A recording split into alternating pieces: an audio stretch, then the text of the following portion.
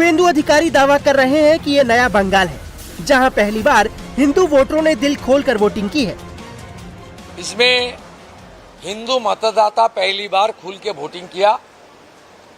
हर Hindu booth में 92, 93%, 95% तक ये वोटिंग किया और ये लोग परिवर्तन के पक्ष में वोट किया, ये मेरा उम्मीद है। 92%, 3% हिंदू बहुल क्षेत्रों में वोटिंग हुआ।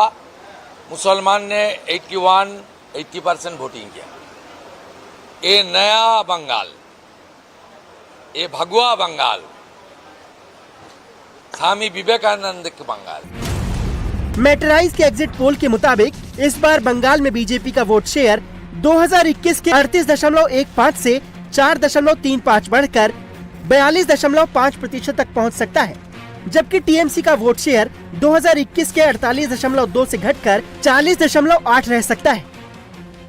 ये लोकतंत्र की विजय है, ये आम जनता की विजय है। ये पश्चिम बंगाल का जो खोए हुए अस्मिता था उसको वापस लाने का एक विजय है। ये पश्चिम बंगाल को पश्चिम बांग्लादेश नहीं बनाने का विजय है। रेडिकलाइजेशन खिलाफ का विजय है। ये लव जिहाद और लैंड जिहाद के खिलाफ जनता ने आवाज उठाया। विजय आपने पहले मान ली, अभी रिजल्ट आया नहीं है, लेकिन हम नहीं माना, जनता मान लिया। हमारा हाथ में बैटर नहीं था पिछले 15 दिन से, जनता छीन लिया था। बोले तुम कौन होते हुए हम लोग रहते हुए।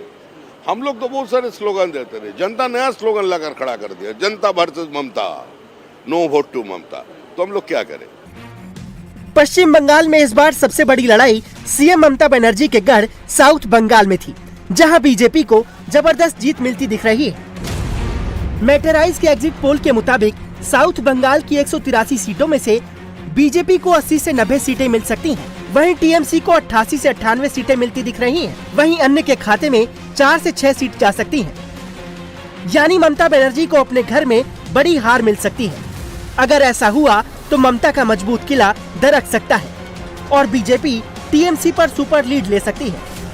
वहीं बंगाल के दूसरे इलाकों की बात करें तो एग्जिट पोल में नॉर्थ बंगाल में बीजेपी इस बार भी शानदार प्रदर्शन करती दिख रही है। मैटराइज के एग्जिट पोल के मुताबिक नॉर्थ बंगाल की 54 सीटों में से बीजेपी 30 से 33 सीटें जीत सकती है। वहीं बीजेपी के मुकाबले टीएमसी को नॉर्थ बंगाल में सिर्फ 15 से 18 सीटें मिलने की संभावना है, जबकि अन्य के खाते में 4 से 7 सीटें जा सकती हैं। नॉर्थ बंगाल बीजेपी का गढ़ रहा है। मैटराइज के मुताबिक बीजेपी यहां अपनी पकड़ को मजबूत बनाए हुए है। वहीं बात वर्धमान बीरभूम इलाके की करें तो एग्जिट पोल में यहां बीजेपी और टीएमसी में कड़ा मुकाबला दिख रहा है। मैटराइज के एग्जिट पोल के हिसाब से वर्धमान बीरभूम की 57 सीटों में से टीएमसी को 26 से 32 और बीजेपी को 25 से 30 सीट मिलने की संभावना है, जबकि 2 सीटें अदर्स के खाते में जा सकती हैं। एग्जिट पोल में बंगाल में बीजेपी की पहली बार सरकार बनने जा रही है।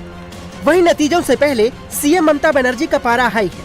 हालांकि वो भी दावा कर रही हैं कि 4 मई को चौथी बार टीएमसी ही सत्ता में वापसी करेगी। I'm sorry, I have never seen this type of thing because in my life I'm fighting my election since 1984 and this time the atrocities terrible. এত atrocity হচ্ছে, এত অত্যাচার হচ্ছে, but I have never seen this type of democracy. But instead of that I'm saying victory is near and Trinamool is winning. एकदम जीतছে। आजादी के बाद पश्चिम बंगाल में सबसे ज्यादा वोटिंग हुई है और एग्जिट पोल में इस बम्पर वोटिंग के जरिए बदलाव का इशारा मिल रहा है।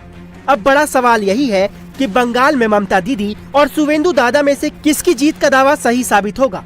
क्या एग्जिट पोल के नंबर्स एग्जैक्ट पोल में तब्दील होंगे? जवाब के लिए 4 मई तक का इंतजार